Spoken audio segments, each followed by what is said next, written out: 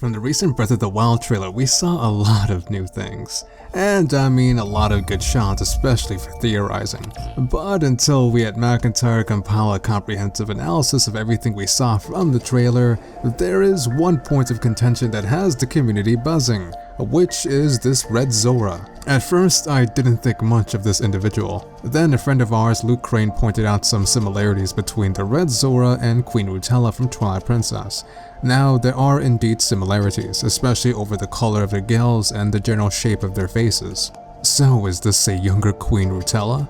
And what does that mean for Breath of the Wild and its larger role in the Zelda timeline?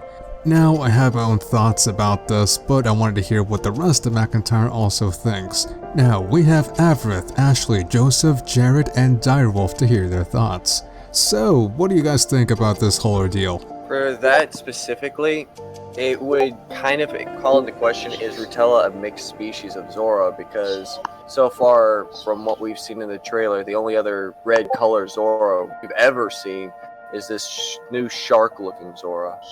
In the red Zora image, we see two other variants of Zora at the same time. And I just now noticed it myself. Right between Link and the shark Zora, there's a Zora back there, and you can see the arm of another Zora behind the shark Zora. That's a whole thing right there. A whale shark Zora? So could this be a time where the Zora are actually transitioning from more creature-like characters to being more human-like? I can't see an argument being made that since we're seeing this particular variant of Zora, considering that the green Zora inhabit the Downfall timeline and the Rito in the Adult timeline, and respectively the blue Zora inhabit the Child timeline and some portions of the Unified timeline. Now, what I described could change given certain plot situations. But with that being said, at face value, where do you think Breath of the Wild takes place in the timeline? Okay, so my thoughts are a little bit scattered about this. I think it's possible it takes place in the same timeline as Twilight Princess.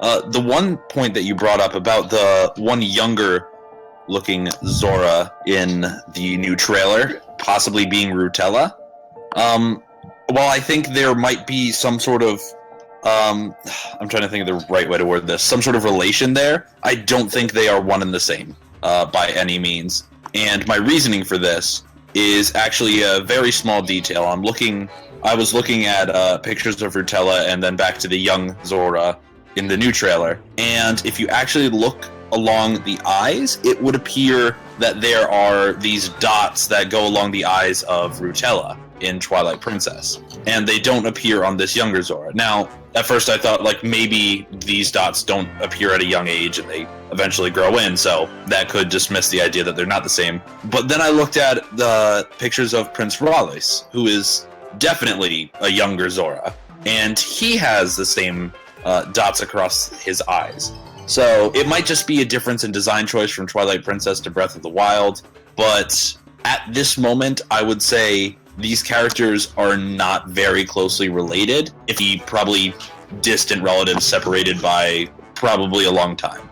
It is interesting, though, that Avrith brought up the bigger Zora in the background of the one frame, and then we brought up the Ocarina of Time King Zora, because if you look at all the Zora in Ocarina of Time, there are a few that look human-like, and then you have King Zora, who really does not fit into that description.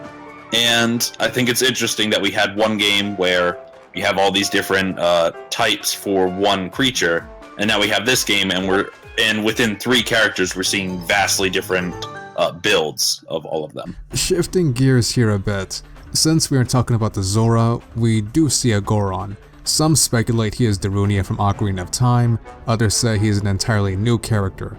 Regardless of that, I do see that there is a possibility that this is the same Goron that TBHD referenced in these tablets. With that being said, perhaps it has something to do with the Triforce, but what do you guys think about this character? He's dead. No, wow. I'm not even kidding you. So you think this is a ghost? Look at what's floating around. I mean, possibly. And look at his outline. It looks like he's kind of translucent, but he's got foxfire, which is a spirit sign for Japanese culture. I think they're connected. Ooh. Okay, yeah. I see him. Possible. It could be. He looks Okay, now do you think he was dead the entire game, or this is just a scene where he is dead in that particular instance? Like, do you think he'll still be? I think he's going to be an important character to the story, and by that I mean more like one of the sages or something like that. Not like super integral, but he's going to be important. Yeah, I could definitely see that, and I'm not sure if I would say he's dead. More of he could probably wield magic if you think about it, because he doesn't look like he's floating. It's more like he's kind of causing those blue flame balls just to spin around him or something like that. And the first brings up a pretty significant question. Will the sages appear in this game? Do you think the sages will appear? You know what? I've actually not been really thinking about that, but now that I'm thinking about it and looking back at all the different characters that appeared in the new trailer, it's really possible that they're going to be a big part of the story.